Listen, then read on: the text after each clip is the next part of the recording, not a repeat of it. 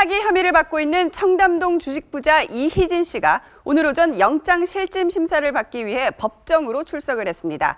구속이 될지 말지는 오늘 오후 늦게야 결정이 될 것으로 보입니다. 김남국 변호사님, 이희진 씨 그동안 아주 좋은 명품만 입고 다녔잖아요. 오늘은 어떤 옷 입고 나타났어요? 오늘은 황토색 수의를 입고 황토색 수의. 입 쪽에는 아주 큰 마스크를 해서 얼굴을 좀 대부분 다 가렸습니다. 근데 사실은 워낙 본인이 방송에도 많이 출연하고 페이스북이나 인스타그램 등에서 자신의 어떤 부를 자랑했기 때문에 과연 이제 이렇게 해서 가려진다고 해서 얼굴을 가릴 수 있는지는 좀 의문인 것 같습니다. 네, 정철지 평론가님, 이희진 씨가요. 그러니까 유사 투자 자문 회사를 설립을 하고 유료 회원들로부터 이 돈을 빼앗았다는 그러한 사기 내용이잖아요. 그렇습니다. 유사 투자 자문 회사 발음도 어렵습니다. 그렇죠. 우리가 이제 일반적으로 회사예요? 이제 투자 자문 회사라는 게 있습니다. 투자 자문 회사라고 해서 투자에 대해서 가이드를 해주고 그 돈을 모아서 실질적으로 이제 수신과 투자까지 해주는 그런 회사인데 실질적으로 우리나라 자본시장법은 이렇게 거대 자본만 있는 사람만 투자 자문을 할 수 있는 게 아니라 뭐 우리 개인이지만은 좀 주식에 대한 능력이 있는 사람에게도 기회를 줘야 되지 않느냐라고 해서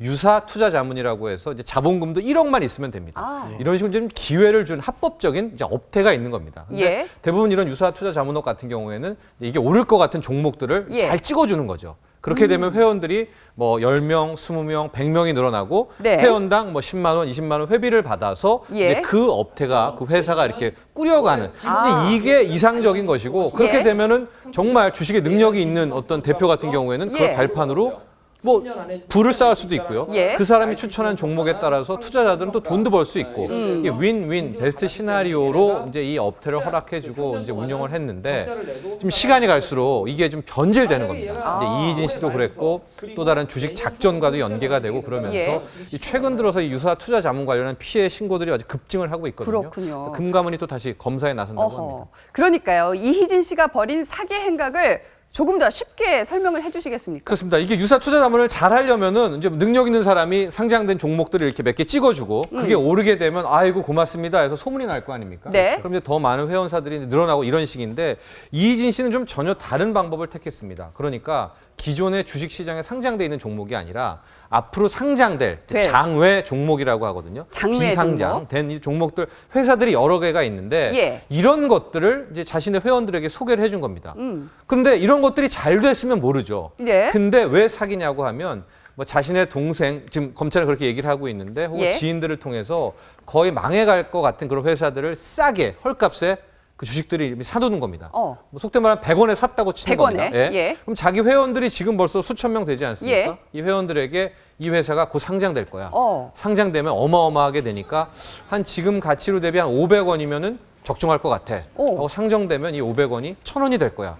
그러면 이제 이 이희진 씨의 이 말에 솔깃하는 회원들이 많을 거 아닙니까? 그럼 500원에 살 게 어디 있습니까? 라고 하면 이제 자신 이제 뭐 이 지인들에게 100원씩 사놨을 테니까 이 사람을 통해서 이 비상장 주식을 사세요라고 하면 그 사람들은 미리 100원에 사놓은 거잖아요. 그럼 500원에 팔면 400원. 앉아서 400원을 꿀꺽할 수가 있게 되는. 그런데 알고 보면 이 회사는 거의 망해가는 회사였다. 그래서 이런 식으로 하는 수법으로 현재까지 검찰이 조사한 게 150억에서 200억 정도의 사기를 쳤다. 이렇게 판단이 되고 있습니다. 이희진 씨 하면요. 참 이 인터넷에서 자기 과시성 발언과 행동으로도 굉장히 튀는 인물이라는 평가를 받아왔는데요. 직접 이희진 씨 얘기 들어볼까요? 재테크에 섭외 요청이 왔습니다. 근데 너무 바빠요. 아유, 지상파에 저 이미 많이 나왔어요. 뭐 S 이런 데서 조금씩 많이 나왔는데 사람들이 이제 전지 잘 몰라봐서 그래요. 지금 일단 700억 넘어갔죠. 넘어갔기 때문에 지금 수익 실현 하시면 됩니다. 자, 시원하게 파세요. 자, 시원하게 파세요. 시원하게 매도 의견 드리겠습니다. 시원하게 파세요 외치다가 본인이 시원하게 지금 뭐 교도소를 가게 되지 않을까 싶은데요. 자, 김성수 평론가님, 저 이희진 씨요. 뭐 이렇게 사는 거 보면 베르사유 궁전에 사는 뭐 루이 16세처럼 14세처럼 아주 엄청나게 화려하게 살았잖아요. 그렇습니다. 실제로 이희진 씨가 주식에 대한 어떤 전문성으로 사람들을 끌어모았다기보다는요. 예. 저 허세로 사람들을 끌어모았다고 보는 게 더 좋습니다. 허세로. 그러니까 돈 냄새를 풍기게 되면요. 우리가 이번 최근에도 또 사기와 관련돼 있는 영화가 개봉을 한 적이 있었는데 돈 냄새를 풍기게 되면은 항상 돈을 갖고 있는 사람들은 몰려든다고 하잖아요. 지금 30억짜리 차를 갖고 있고 몇 대 더 예. 있다고 밝혔는데 실제로는 17억이라고 그러죠. 부가티 베이론 이런 차들을 갖다 보여줍니다. 그리고 뭐 람보르기니, 롤스로이스, 뭐 슈퍼카들이죠. 6억 이상 하는 차들입니다.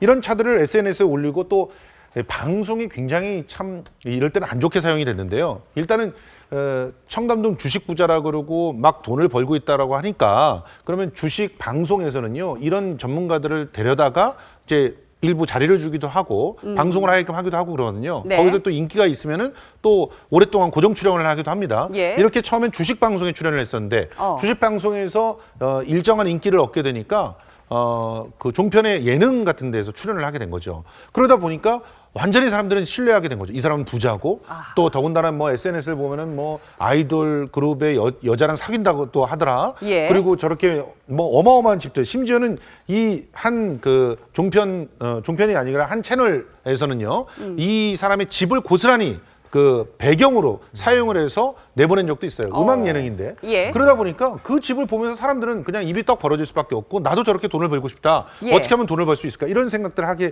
되기 때문에 신뢰도를 방송을 통해서 얻었다. 이렇게 보는 게 더 옳을 것 같습니다. 그렇군요. 네.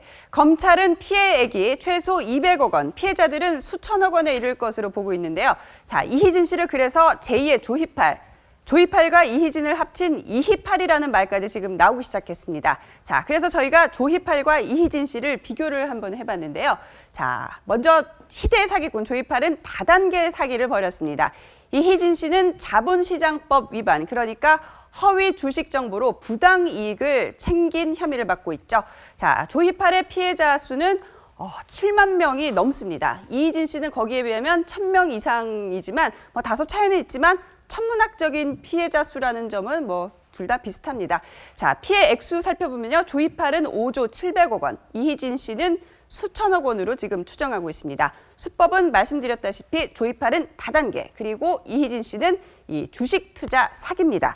김남국 변호사님, 네. 조이팔 사건의 경우에는 이 숨진 조이팔의 재산을 몰수를 해서 피해자들에게 보상을 해준다는 방침이었잖아요. 예. 자, 그렇다면 이희진 씨도 마찬가지로 뭐 부가티니 뭐 저 청담동 집이니 다 팔아가지고 피해자들에게 보상을 할 수 있게 됩니까? 보상 절차는 같은 방법을 거쳐서 보상을 해주게 될 텐데 저는 보상이 조금 어려울 것으로 생각이 됩니다. 어려워요. 예, 맞습니다. 이미 지금 조이팔 사건 때도 많은 피해자들이 거의 뭐 대부분의 피해자들이 피해 보상을 받지 못했는데 이 경우도 비슷할 거라고 보는 이유는 첫 번째는 아마 지금 이분도 마찬가지로 지금 혐의를 받고 있는 도중에 자신이 과연 불법 행위를 하고 있는지를 몰랐을까요? 아마 저는 알고 있었을 것으로 생각이 됩니다. 아하.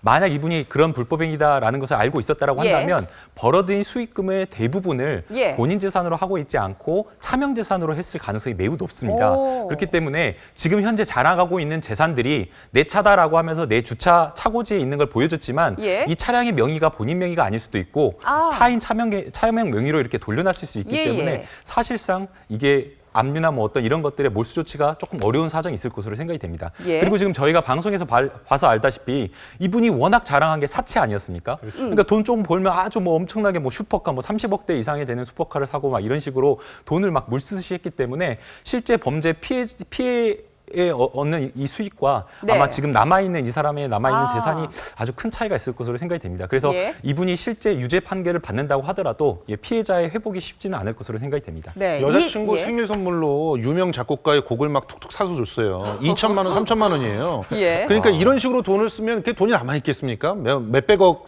뭐 경찰이 좀 네. 소극적으로 봐서 몇백억인데 그렇게 그 탕진했을 가능성이 굉장히 높은 거죠. 네.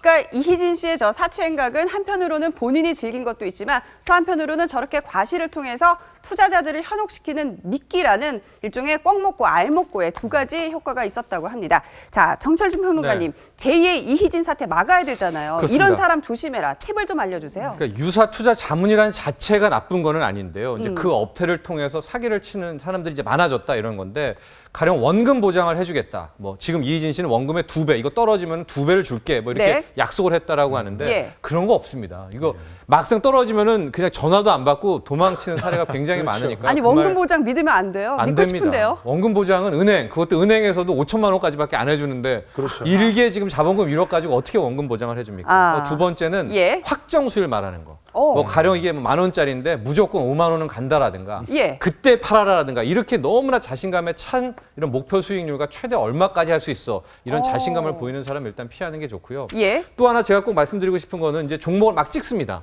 근데 오르기는커녕 막 떨어질 때가 있잖아요. 그렇죠. 그때 잘못을 인정을 안 해요. 대부분의 이 사기성 이 투자자분들 그래요? 대표들은 이것 때문에 잘못됐어, 누구 때문에 잘못됐어, 뭐 세력이 들어왔어, 본인이 세력이면서 그러니까 인정을 안 하거든요. 이런 사람은 피해야 되는데 예. 참 제가 이 인간이 좀 그런 게요. 오히려 실력이 있고 아니, 겸손한 사람 대표들 있지 않습니까? 네. 아 이거는 떨어질 수도 있고요. 조심해서 투자하세요 네. 하고 뭐. 우리 라면 먹고 이렇게 되면은 네. 오히려 회원이 안 늘어요. 이게 참 회원은 아까 말한 이희진 씨처럼 막 람보르기니 질러 뭐 보여주고 시원하게 파세요. 내 재산의 1,000억이다 예. 하면 오히려 여기에는 100만 원, 200만 원 회비를 내고 또 가입을 하거든요. 그러니까 예. 참 인간이 갖고 있는 이런 탐욕적인 것들을 예. 이런 사기꾼들은 또 파고드는 그러니까요. 그런 또 양극단이 있습니다. 이 이희진 씨는 또 하나 자랑했던 것 중에 하나가 자수성가라는 스토리를 자랑했거든요. 맞아요. 네. 자기는 완전히 반지하 월세방에서 정말 흑수저로 태어나서 대학도 못 갔었는데 주식 투자 하나 잘해서 이렇게까지 성공했다 그러니까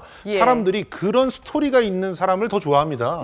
그러니까 그런 부분에도 속지 않아야 된다고 봅니다. 그렇군요.